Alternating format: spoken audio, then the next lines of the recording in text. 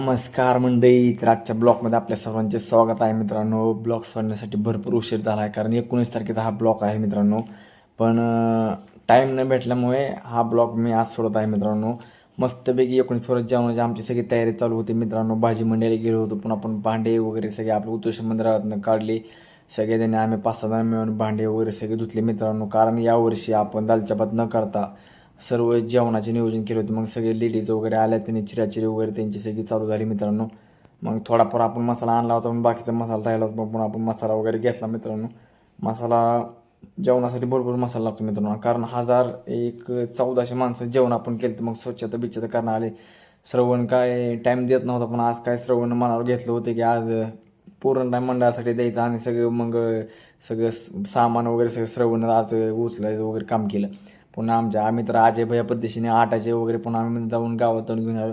आमचे आधारस्तंभ ज्यांच्यामुळे हा कार्यक्रम पार पडला ते आमचे बापा मामा. तर मंदिरात थोडं काम होतं, मग ते काम करून आलो मित्रांनो. पुन्हा मंडपवाले आमचे मित्र नागबोचवाड्याचे आपले मयूर मंडपचे मालक मयूर मंडप यांच्याकडे दरवर्षी आपलं काम असतं, मग त्यांच्याकडे दिलं. मग मंडपचं काम चालू झालं मित्रांनो दुपारपर्यंत. पुन्हा भाजी वगैरे सगळ्यांचं चिराचिरून चपात्याचं बिडक काम चालू झालं.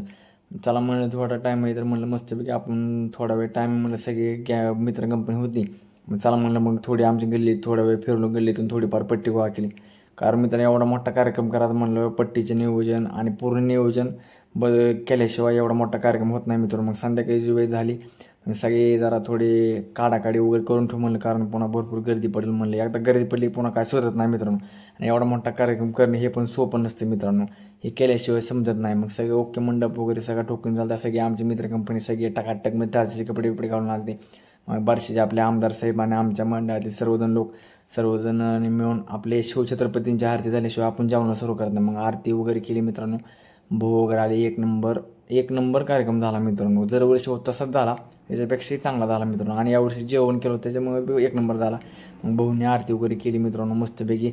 आणि अशी तुफान गर्दी पडली मित्रांनो जेवायला की बोलायचंच काम नाही मित्रांनो. गर्दी लेडीज पण तेवढ्या आणि जेंट्स पण तेवढे मित्रांनो. आणि सगळे आमचे जे मित्र कंपनी सगळे जेवायला बिवायला वाढायला सगळे तैनातच होते मित्रांनो, कारण सगळे भरपूर. आणि मित्रांनो हे काही एकट्या दुकट्याच काम नाही, सर्वजणांचं काम असते. आणि अशा प्रकारे पुन्हा संध्याकाळी कार्यक्रम वगैरे सगळा संपला मित्रांनो. सगळे माणसं जेवले, जेवण सगळं संपलं, सगळे 1 नंबर कार्यक्रम झाला मित्रांनो. मग आवरावरी वगैरे केली, कारण रोड बंद असते म्हणून त्यामुळे आवरावर केली. मग आमचे मित्र कुरवडीचे सगळे आमचे गँगवार भैया न्यानू ओमा सगळेजण गँगवर आले. मग संध्याकाळी कार्यक्रम झाला की फुल मग आमची मित्र कंपनीचा एवढा कार्यक्रम जोशात बी झाला होता. आणि सगळ्यांनी मग संध्याकाळी फुल एन्जॉय वगैरे केला मित्रांनो. आणि ही दरवर्षी आमचं ठरलेलं असतं मित्रांनो, 1 नंबर कार्यक्रम करायचा आणि एन्जॉय बी 1 नंबर करायचा मित्रांनो.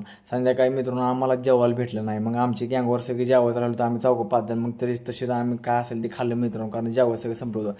मग आमचे मित्र सचिन भैया यांनी थोडा वेळ थोडा टाईमपास वगैरे केला, जरा गाणे वगैरे म्हणले, जरा सगळे मित्र कंपनी बसले होते, थकले होते. मग काम सगळं करून सगळेजण बसले होते, थोडा एन्जॉय केला.